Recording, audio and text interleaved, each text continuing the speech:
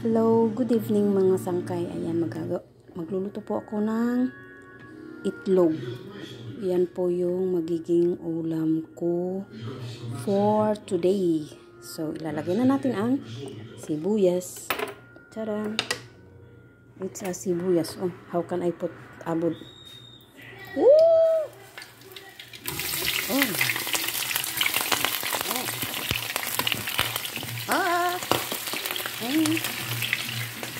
So, tumitilamsik siya mga sangkay kasi may ano siya, tubig. Kaya, tumitilamsik ang ayan. So, yung ginamit nating mantika ay olive oil. This one. Ito po yung itlog. Nilagay ko na siya mga sangkay. So, ilalagay na lang siya. Nilagay ko na siya. Ayan po. Hintayin lang natin maluto ang sibuyas. And then, ilalagay na natin yung itlog. Ayan po. So, 4 lang yung nilaga kong itlog mga sangkay kasi ako lang naman yung kakain. Kaya, hindi ko rin mauubos pag damihan ko. Ayan. So, para maiba naman siya mga sangkay kasi puro na lang nilaga at pinirito yung itlog na niluluto ko. Kaya, yan lalagyan. Lalagyan din natin siya ng tomato paste. Ayan, a little bit of tomato paste. Ayan, tomato paste. Ayan, sangkay para may kunting kulay yung itlog natin. Ayan. So, ilalagay ko na rin yung giniling ko na kamatis. Ayan. Tcharan! Ayan. Giniling ko siya ng kamatis mga sangkay. Yan ang magiging sabaw niya. Ayan. Ayan po mga sangkay, diba? Yummy na siya. Super duper yummy na ang itlog ko. Diba? Simpleng itlog ay naging yummy. Mga sangkay. So, itimplahan na natin siya ng asin. Oh, parang nadamihan yata. Ayan, itimplahan na natin ng asin. And then, ano pa ba?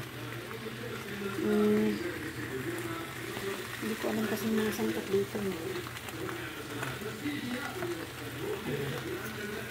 Ito yung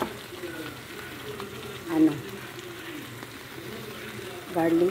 Ayan, garlic powder. Ito yung gagamitin natin na pinaka-garlic niya kasi wala tayong bawang. So, garlic powder na lang. Ayan.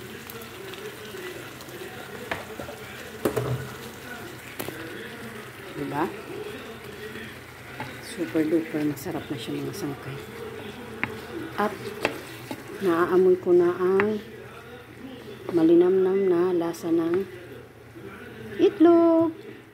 Diba? So,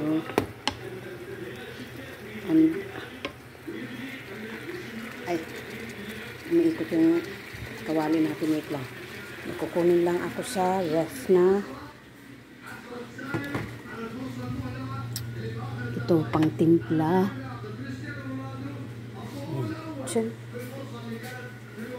Kikuman. Titimplahan natin siya ng kikuman ng sangkay para maging malasa. And ano ba to? Patiwa-hiwala yung mga ingredients ko. Ano to? Lasa. Balsamico Modena. Para hindi ko siya mga sangkay. Ito na lang. Ayan. Pomegranate molasses.